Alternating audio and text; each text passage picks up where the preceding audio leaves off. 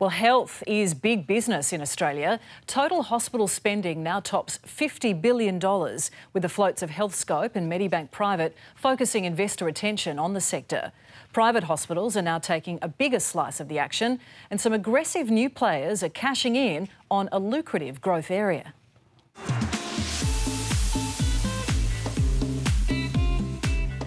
It feels more like a hotel than a hospital, and its owners are certainly expecting five-star profits. Even though we didn't go overboard in terms of expenditure, we endeavoured to give it that boutique hotel appearance, and our 5 operating theatres we ensured had state-of-the-art equipment. If it wasn't Rolls-Royce, it's Mercedes-Benz.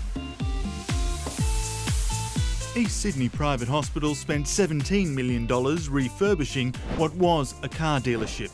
Sitting above a supermarket, this newest private hospital will focus on a range of surgical procedures with radiology and pathology services on site. It is a new concept, a surgical facility positioned between large private hospitals and small 1- and 2-theatre day-only surgeries. While stays of a week or more are possible, most patients will be out within a day or two, a growing and lucrative trend. So the numbers of day hospitals in Australia has increased to about 300 currently, which represents over 50% of the private hospitals in Australia and about 10% of the numbers of beds in the private hospital system. Less invasive procedures, including keyhole surgery, have helped shorten hospital stays. Well, certainly the population is continuing to age, so we will have even more people with orthopaedic conditions and ophthalmic conditions and other procedures which are quite amenable to day surgery. Only love can hurt like this. This is our dedicated ophthalmology theatre. Rather than waiting months or longer for doctors to sign on, East Sydney Private offered surgeons equity as investors, rare at this scale.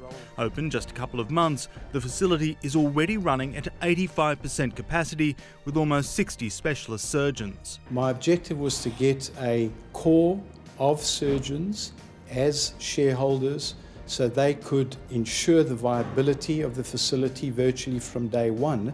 ASX-listed Pulse Health has private hospitals and day surgery facilities in New South Wales and Queensland. There's a real opportunity for the development of specialised surgical hospitals that have the right number of beds to enable you to provide a wide range of operating procedures. And that makes the East Sydney model attractive for hospital operators, surgeons and patients. You know, I'm really interested in exploring a model that has a number of operating theatres, so whether that's 4, 5, 6 operating theatres or more, and a small number of inpatient beds, so maybe 20-something inpatient beds. Beyond day surgery alone, major players, Healthscope and Ramsay, have shown health is an increasing force in the Australian economy.